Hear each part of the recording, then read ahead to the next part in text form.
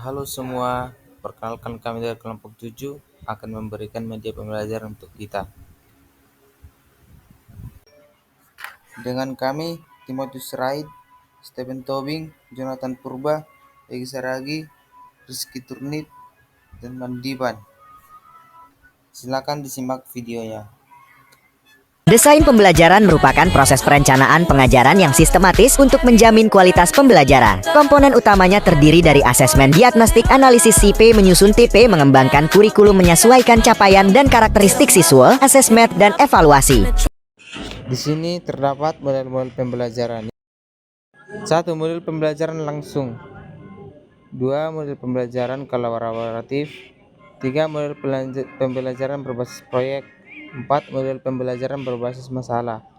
5. Model pembelajaran berbasis konteks. 6. Model pembelajaran berbasis permainan. Setiap model pembelajaran memiliki pendekatan uniknya sendiri untuk memfasilitasi pembelajaran yang efektif. Pilihlah model pembelajaran yang tepat tergantung pada tujuan pembelajaran, karakteristik siswa, dan konteks pembelajaran yang ada. Di sini juga akan dibahas tentang beberapa gaya belajar. Ini kita akan belajar bagaimana cara belajar efektif dengan metode belajar yang sesuai dengan gaya belajar. Mari kita simak video berikut ini bersama-sama. Belajar adalah proses yang dilakukan setiap hari oleh siswa. Namun, tidak semua siswa memiliki cara belajar yang sama. Beberapa siswa lebih mudah belajar dengan cara melihat atau visual, mendengar atau auditori, atau bergerak langsung atau kinestetik. Dalam materi ini kita akan mempelajari berbagai gaya belajar yang ada dan bagaimana siswa dapat menemukan metode belajar yang paling sesuai dengan gaya belajar mereka masing-masing. Oke, kita akan awali dengan melihat pengertian gaya belajar. Gaya belajar adalah cara seseorang memproses informasi dan belajar secara efektif. Ada 3 gaya belajar utama yang akan kita pelajari. Yang pertama, gaya belajar visual. Individu dengan gaya belajar visual lebih mudah memahami informasi melalui penglihatan. Mereka lebih nyaman belajar dengan menggunakan gambar, diagram, grafik, peta, atau membaca teks yang disajikan dengan jelas. Mereka biasanya suka mencatat dan membuat peta, konsep, atau mind mapping untuk memahami materi. Kemudian yang kedua, gaya belajar auditori.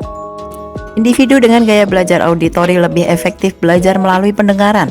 Mereka bisa lebih memahami informasi ketika mendengarkan penjelasan guru, berdiskusi, atau mendengarkan rekaman. Mereka suka berbicara dan sering mengulangi informasi secara lisan untuk memahaminya dengan lebih baik. Kemudian yang ketiga, gaya belajar kinestetik. Siswa dengan gaya belajar kinestetik belajar paling efektif melalui gerakan dan aktivitas fisik. Mereka lebih suka mencoba sesuatu secara langsung, melakukan eksperimen, atau belajar dengan menggunakan alat peraga. Mereka sering belajar sambil bergerak atau menggunakan tangan mereka. Nah, bagaimana cara mengidentifikasi gaya belajar? Agar belajar menjadi lebih efektif, penting bagi individu untuk mengenali gaya belajar dominan. Cara termudah untuk mengidentifikasi gaya belajar adalah melalui kuesioner atau refleksi diri. Berikut adalah beberapa ciri-ciri dari setiap gaya belajar. Yang pertama, gaya belajar visual. Individu senang mencatat, menyukai gambar atau warna, dan lebih mudah mengingat informasi yang dilihat. Kemudian, gaya belajar auditorial. Individu yang memiliki gaya belajar auditorial ini senang mendengarkan, lebih peka terhadap suara, dan dapat mengingat informasi lebih baik setelah mendengar penjelasan. Kemudian, gaya belajar kinestetik. Individu dengan gaya belajar ini lebih senang bergerak, menggunakan tangan untuk menjelajahi objek, dan lebih suka belajar melalui praktek.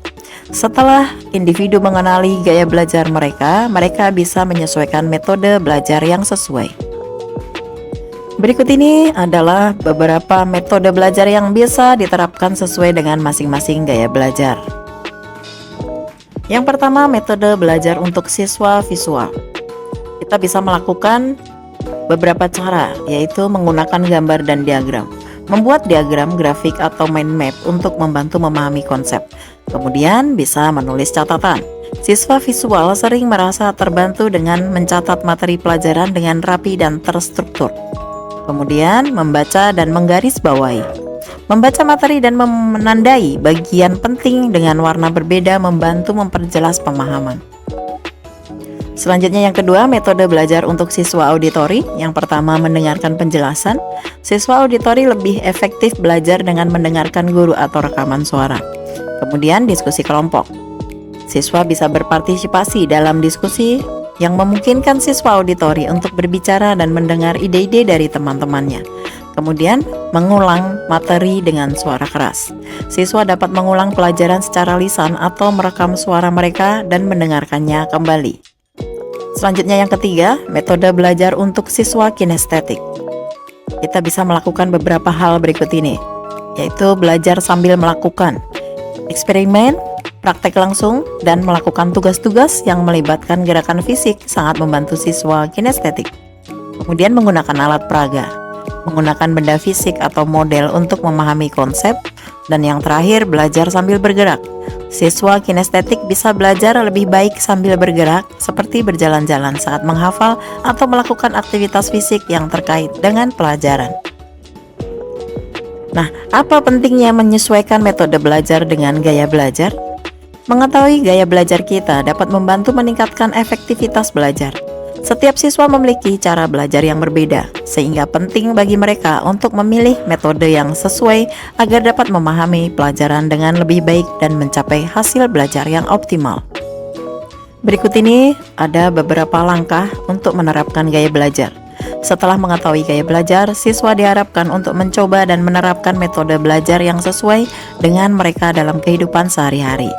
Sebagai contoh, yang pertama, siswa visual dapat memperbanyak pembuatan diagram atau mind mapping.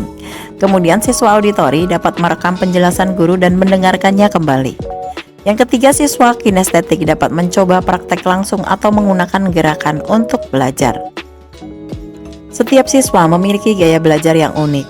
Dengan mengetahui gaya belajar kita sendiri, kita bisa menemukan cara belajar yang paling cocok, sehingga proses belajar menjadi lebih menyenangkan dan efektif. Dengan metode yang tepat, prestasi akademik pun bisa meningkat. Oleh karena itu, penting untuk mengenali gaya belajar masing-masing dan menerapkan metode belajar yang sesuai. Nah, kita bisa memberikan tantangan untuk siswa setelah mempelajari materi ini.